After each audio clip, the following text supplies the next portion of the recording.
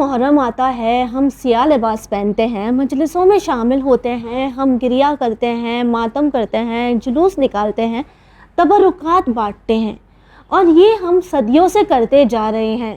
ہم کہہ سکتے ہیں کہ عزاداری امام حسین علیہ السلام کا غم منانا ہماری زندگی کا ایک بہت ہی بڑا حصہ ہے، اور کیوں نہ ہو، تاکہ وہ امام نے جس نے انسانیت کی بقا کے لیے اپنے آپ کو قربان کر لیا، کیا ہم ان کا غم نہیں منا سکتے؟ ضرور منا سکتے ہیں، اور ہمیں منانا بھی چاہیے۔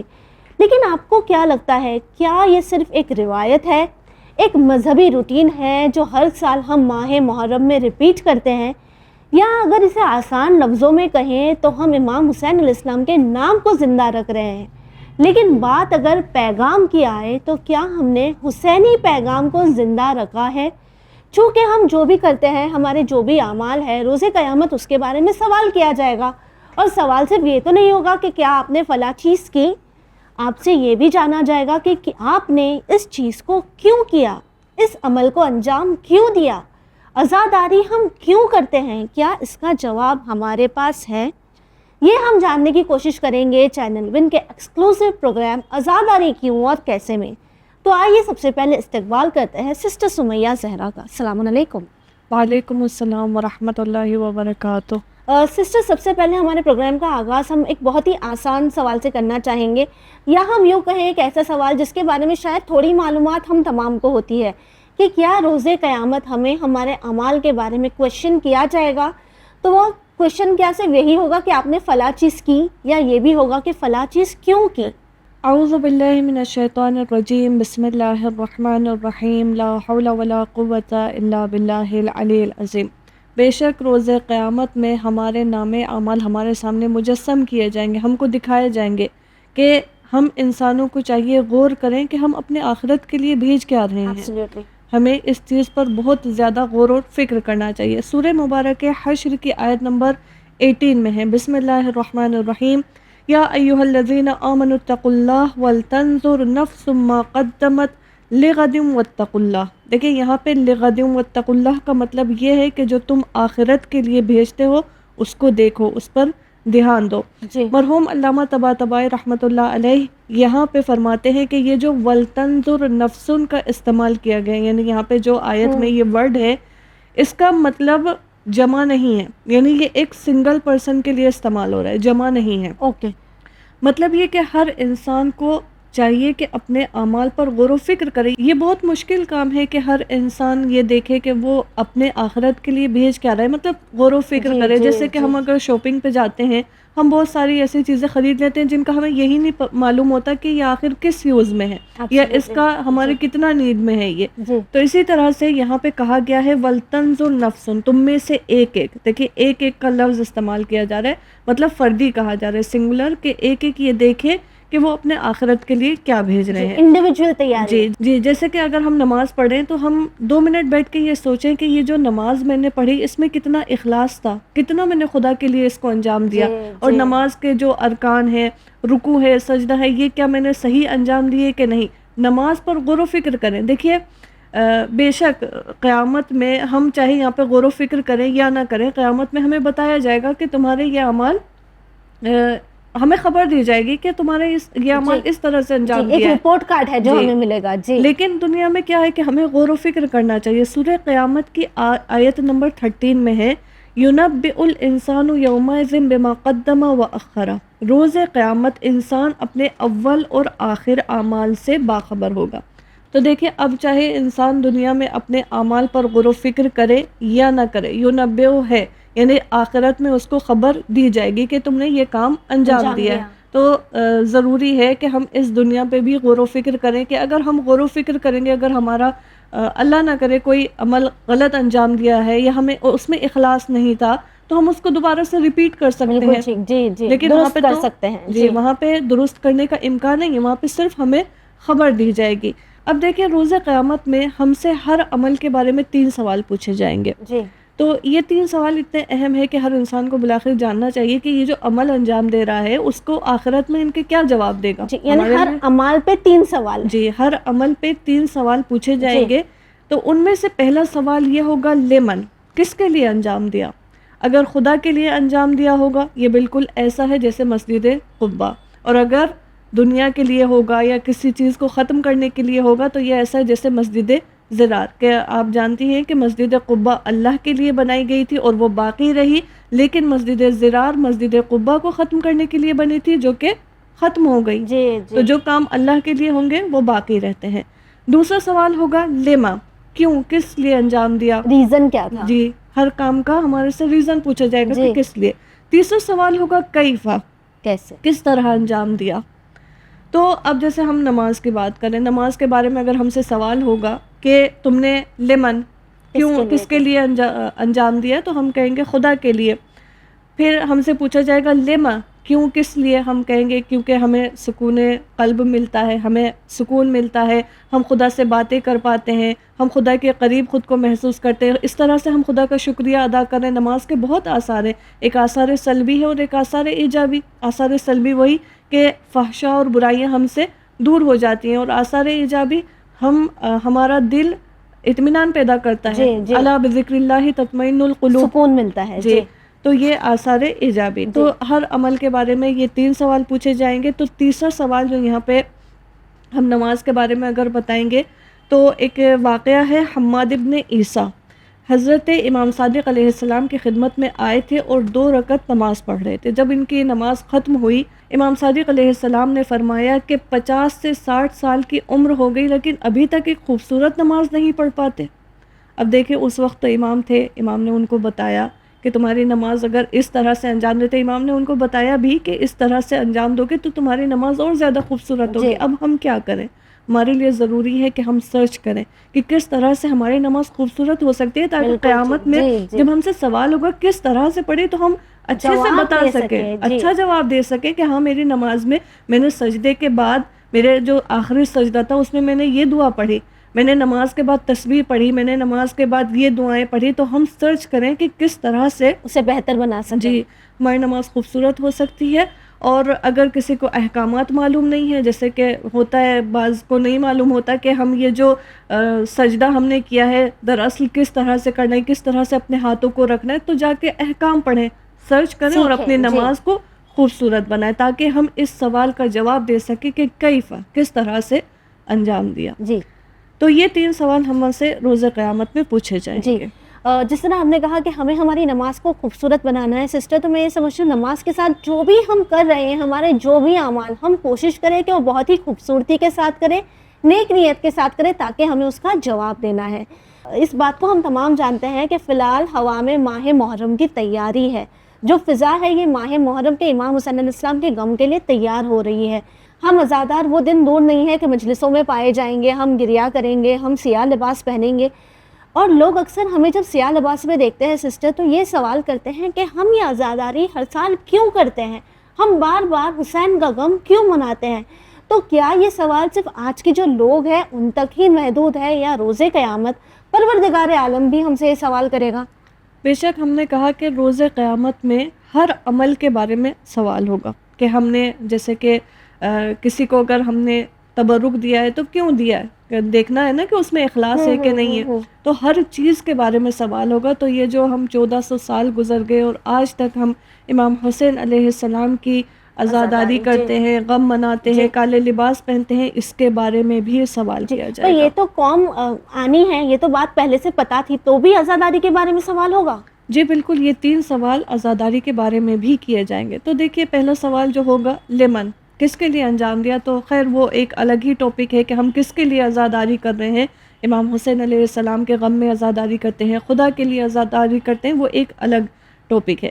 لیکن آئیے جانتے ہیں لما، کیوں ہم عزاداری کرتے ہیں، کس لیے عزاداری کرتے ہیں، جی تاکہ لوگ بھی یہ سوال کرتے ہیں، ہے نا، آج کے لوگ بھی بہت سارے یہ سوال کرتے ہیں کہ امام حسین علیہ السلام ایک جنگ ہوئی ختم ہو گئی، تم آج تک گریا کرتے ہو، آخر کیوں کرتے ہو؟ تو دیکھیے یہ اس دنیا میں بھی اس کا جواب یہی ہے اور آخرت میں بھی ان کا جواب یہ ہوگا کہ جواب تو بہت سارے ہیں لیکن میں 3 سے 4 جواب آپ کے لیے بتاتی ہوں۔ جی اس میں پہلا قرآن مجید میں سے ہے، قرآن مجید میں سورہ حج کی آیت نمبر 32 میں ہے، بسم اللہ الرحمن الرحیم، ذالک ومن یعظم شعائر اللہ فَإِنَّهَا مِن تَقْوَى الْقُلُوبِ۔ یہاں پہ شعائر اللہ شعار کی جمع ہے، اور شعار کا مطلب ہے علامت یعنی پہچان. کہ آپ جانتی ہیں ہر کنٹری کی کیا ہوتا ہے، ایک فلیگ ہوتا ہے، پہچان بالکل، ہوتی جی ہے. جی جی. یا ہم بولے ہر برانڈ کا کوئی نہ کوئی لوگو ہوتا ہے. جی تو اسی طرح سے یہاں پہ کہا گیا ہے کہ اللہ کی نشانیوں کا، دیکھیے ترجمہ دیکھیے کہ جو بھی اللہ کی نشانیوں کی تعظیم کرے گا، یہ تعظیم اس کے لیے دل کے تقوی کا نتیجہ ہوگا. ہم نے کہا نا یہاں پہ کیا کہا جا رہا ہے کہ جی جو بھی اللہ کی نشانیوں کی تعظیم کرے گا. اب اللہ کی نشانیاں کیا ہیں؟ بہت ساری نشانیاں ہیں کہ میں کچھ نشانیاں آپ کو بتاتی ہوں خود قرآن مجید میں سے. سورہ بقرہ کی آیت نمبر 158 میں ہے. یہاں پہ بیان کیا ہے ان الصفا والمروۃ من شعائر اللہ. دیکھیے لفظ شعائر اللہ قرآن میں بہت جگہ آیا ہے، یہاں پہ بھی یہ لفظ استعمال ہوا ہے کہ دو پہاڑ ہیں صفا اور مروہ، کہ یہ اللہ کی نشانیوں میں سے ہے. کہ صفا اور مروہ لوگ وہاں پہ چلتے ہیں، اور صفا جو ہے حضرت آدم علیہ السلام کے نام سے یہ نام دیا گیا. تو یہاں پہ کیا کہا کہ یہ دو اللہ کی نشانیوں میں سے ایک نشانی ہے. دوسرا سورہ حج کی آیت نمبر 36 میں ہے وَالْبُدْنَ جَعَلْنَاهَا لَكُم مِّن شَعَائِرِ اللَّهِ. دیکھیے پہلے دور میں جب لوگ حج پہ جاتے تھے تو اپنی قربانیوں کو اپنے ساتھ لے کے جاتے تھے، اپنے اونٹ اپنے بکرے ساتھ لے کے جاتے تھے، اور ان پہ نہ کوئی نشانی لگاتے تھے کہ یہ میرا اونٹ ہے. اور آج میں کیا، آج کے دور میں وہیں سے خود قربانی کو خریدتے ہیں، لیکن پھر بھی اس پر نشانی لگائی جاتی ہے. تو اس آیت میں بیان کیا جا رہا ہے کہ جو قربانیاں ہیں یہ بھی خدا کی نشانیوں میں سے ہے. ایک اور آیت سورہ بقرہ کی آیت نمبر 198 وَاذْكُرُوا اللَّهَ عِنْدَ الْمَشْعَرِ الْحَرَامِ. دیکھیے مشعر حرام ایک بیابان ہے جو کہ کہا جاتا ہے کہ وہاں پہ واجب ہے کہ اذان صبح سے لے کے طلوع آفتاب تک وہاں رکنا واجب ہے. پتھر اور خاک ہیں وہاں پہ. تو یہاں پہ اس آیت میں کہا گیا ہے کہ یہ مشعر حرام خدا کی نشانیوں میں سے. تو دیکھیے 3 نشانیاں ہم نے بتائی.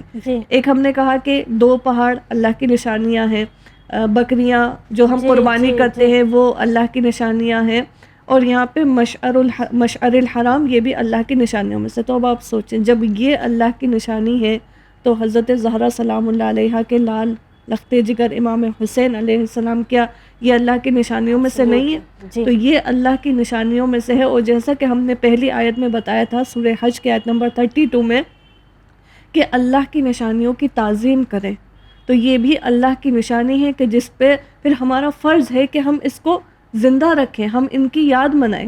تو یہ ایک وجہ کہ خود قرآن میں یہ بات بیان کی گئی ہے کہ اللہ کی نشانیوں کی تعظیم کریں، اور ہم اللہ کی نشانیوں کی تعظیم کرتے ہیں. ان میں سے ایک نشانی کربلا ہے، واقعی کربلا ہے.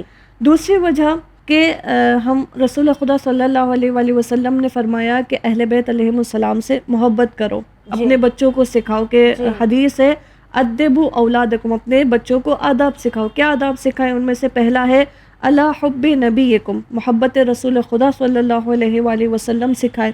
کہ جہاں اب محبت کیسے سیکھیں گے؟ پروردگار نے خود قرآن میں کہا ہے کہ اگر محبت کرتے ہو تو اطاعت بھی کرو. جہاں پروردگار عالم کی اطاعت کا ذکر ہے وہاں پہ اطیع رسول خدا صلی اللہ علیہ وآلہ وسلم کی اطاعت کو بھی کہا گیا. دوسرا حب اہل بیت ہی، اہل بیت علیہ السلام سے محبت کریں. اور تیسرا قراءت القرآن، قرآن کی قراءت کریں. اب جو یہاں پہ رسول خدا صلی اللہ علیہ وآلہ وسلم نے کہا اہل بیت علیہ السلام سے محبت کریں، تو کس طرح سے محبت کریں؟ ہم اپنے بچوں کو کس طرح سکھائیں کہ اہل بیت علیہ السلام سے محبت کریں؟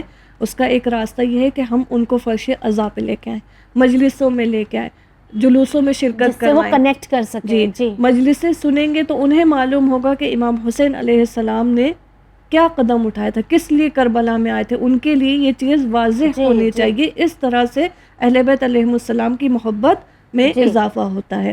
تو ایک وجہ یہ ہے کہ میں ایک واقعہ آپ کی خدمت میں بیان کروں کہ امام باقر علیہ السلام کی خدمت میں ایک شخص آئے اور انہوں نے کہا کہ میرے کچھ عقائد ہیں. دیکھیں ہر کسی کا کوئی نہ کوئی عقیدہ ہوتا ہے. تو انہوں نے اجازت مانگی کہ میں اپنے عقیدوں کو آپ کے ساتھ ڈسکس کرنا چاہتا ہوں، آپ سے بیان کرنا چاہتا ہوں.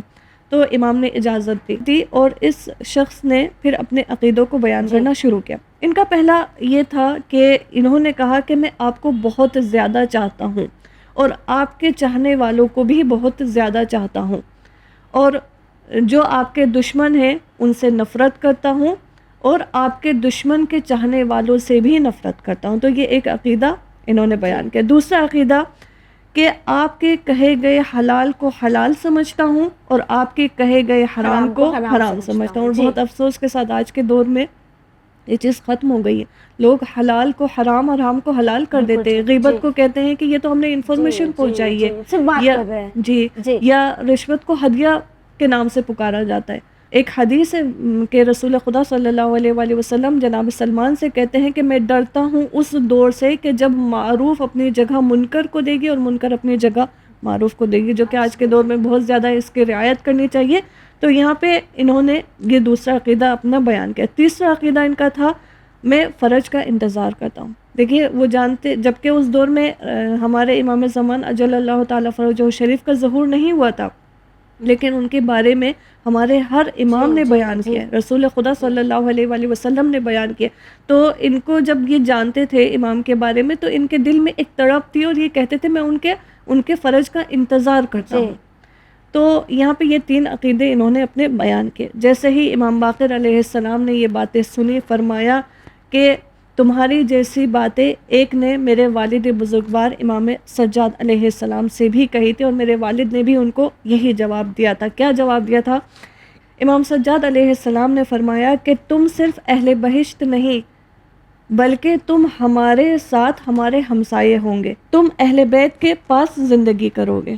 اب جیسے ہی اس نے یہ باتیں سنی یہ بہت خوش ہوا اور اس نے گزارش کی، مطلب ریکویسٹ کی کہ آپ دوبارہ سے ان جملوں کو دہرائیں، کیونکہ اس کو بہت اچھے لگے تھے. امام نے دوبارہ ان جملوں کو تکرار کیا، پھر انہوں نے امام کا بوسہ لیا اور وہاں سے اٹھ کر چلنے لگے، رخصت ہونے لگے.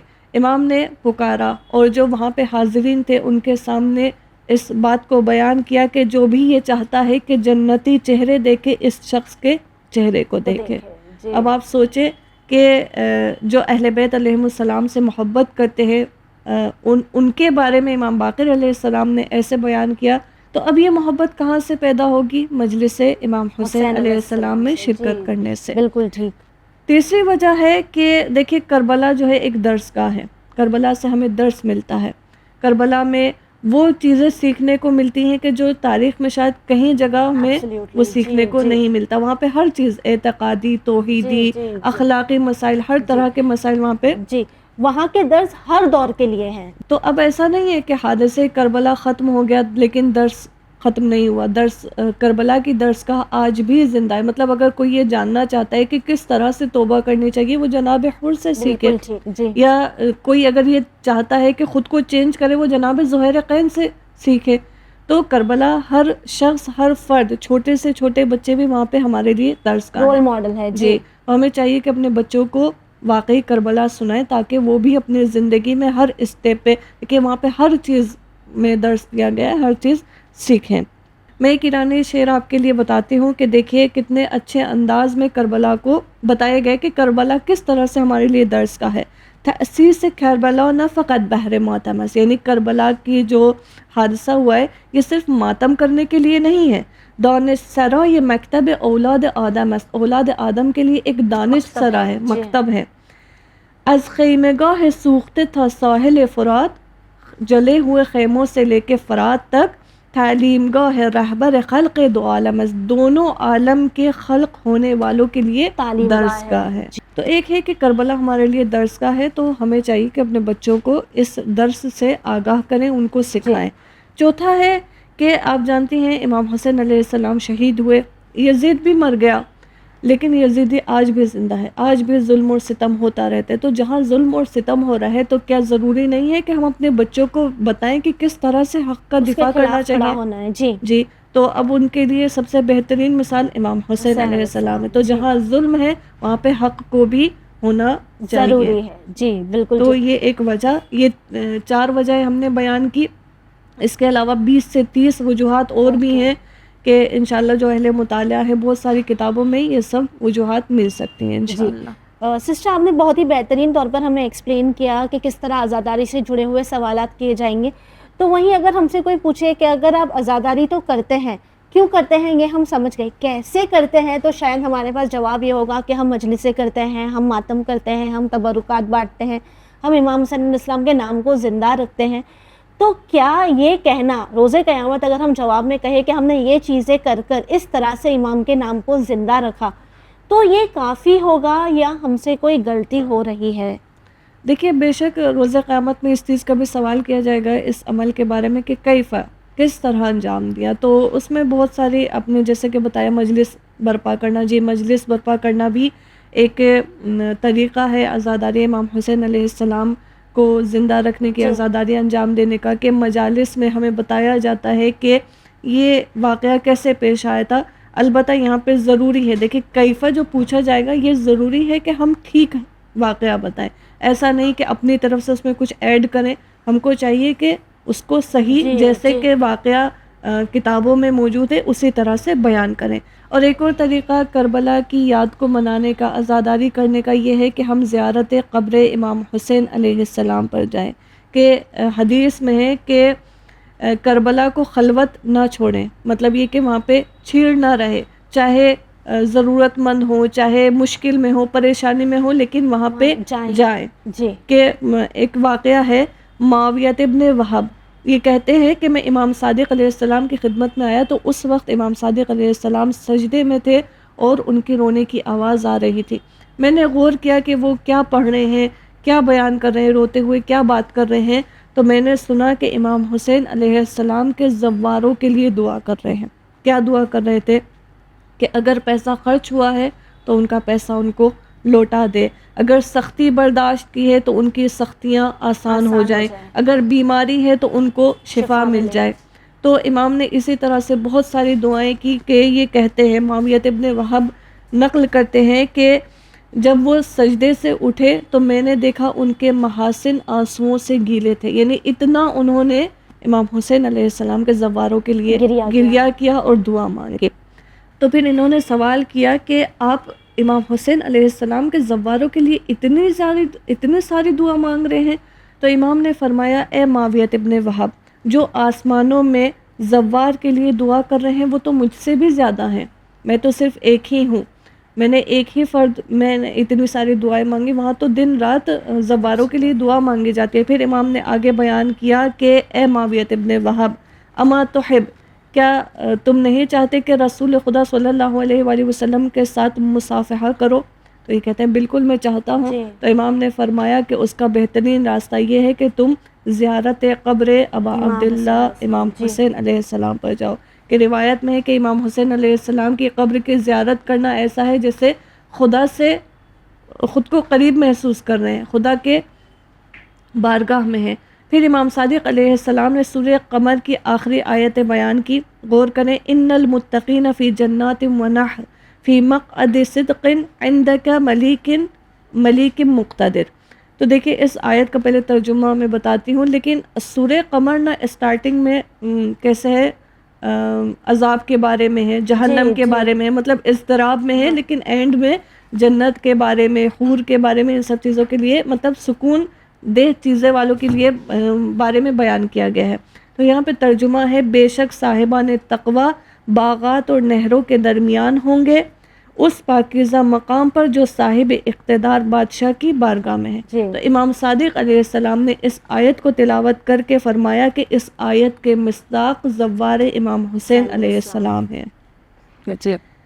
تو امام حسین علیہ السلام کے غم کو تجلیل اور تکریم کرنے کا ایک راستہ یہ ہے کہ امام حسین علیہ السلام کی قبر کی زیارت پر جائیں، لیکن کوشش کریں کہ اس میں کوئی گناہ سرزد نہ ہو، تاکہ ہم جب بتائیں گے کہ کس طرح سے ہم نے زیارت کی تو اس میں کوئی ایسا گناہ نہ ہو کہ ہمارا وہ عمل اس کا فضیلت مطلب کم ہو جائے. تیسرا راستہ گریہ امام حسین علیہ السلام پر گریہ کرنا ہے، کہ بہت ساری روایات اور احادیث موجود ہے، لیکن یہ مصیبت ایک ایسی مصیبت ہے کہ ہر انسان نا خدا کا سنتے ہی خود ہی رونے لگ جاتا ہے، کیونکہ مصیبت ہی ایسی تھی کربلا کی. تو انشاءاللہ کوشش کریں کہ جب قیامت کے دن ہم سے سوال ہوگا کہ کس طرح سے تم نے امام حسین علیہ السلام کے غم کو منایا، تو ہمارے پاس صحیح جواب ہو. اس میں ایسا نہ ہو کہ مطلب جیسے مجلس ابا عبداللہ امام حسین علیہ السلام برپا ہو رہی ہے اور مجلس کے بعد خواتین بیٹھ کے کوئی گناہ نہ کریں، غیبت نہ کریں. تو یہ سب چیزیں نہ ہوں، تاکہ جب ہم بتائیں گے کہ کس طرح سے اس عمل کو انجام دیا تو ہمارے پاس صحیح جواب موجود انشاءاللہ. سسٹر آپ کا بہت بہت شکریہ ہمارے ویورز کی رہنمائی کرنے کے لیے. جزاک اللہ. व्यूवर्स, आपसे आखिर में बस यही कहना चाहेंगे कि हम तमाम ने अपने घरों में, अपनी इमाम बारगाह में हर तरह की तैयारी कर ली है इमाम हुसैन अलैहिस्सलाम के गम को मनाने की। अब ज़रा बैठकर, ज़रा रुक कर ये सोचें कि क्या हमारे दिल तैयार है इमाम हुसैन अलैहिस्सलाम का गम दिल से मनाने के लिए? क्या हमने लोगों को माफ़ कर दिया है? क्या हमने अपने आप को तैयार कर दिया है? ये सोच लिया है कि ये फ़र्श अज़ा जहाँ पर मौला हुसैन का गम मनाया जाएगा, इस फ़र्श अज़ा को हम गॉसिप का स्पॉट नहीं बनाएंगे, इस फ़र्श अज़ा पर हम लोगों में ऊंच नीच नहीं करेंगे, किसी को बड़ा छोटा नहीं समझेंगे। ये वही फ़र्श अज़ा है जहाँ पर बीबी फ़ातिमा ज़हरा सलामुल्लाह अलैहा हम तमाम का इंतज़ार करेंगी। तो सबसे पहले अपने आप को तैयार करें इमाम हुसैन अलैहिस्सलाम का गम मनाने के लिए, आज़ादारी करें और साथ में चैनल विन को अपनी दुआओं में ज़रूर याद रखें। इसी के साथ हमें दीजिए इजाज़त, पर बने रहिए चैनल विन के साथ। पैगाम इंसानियत। शुक्रिया।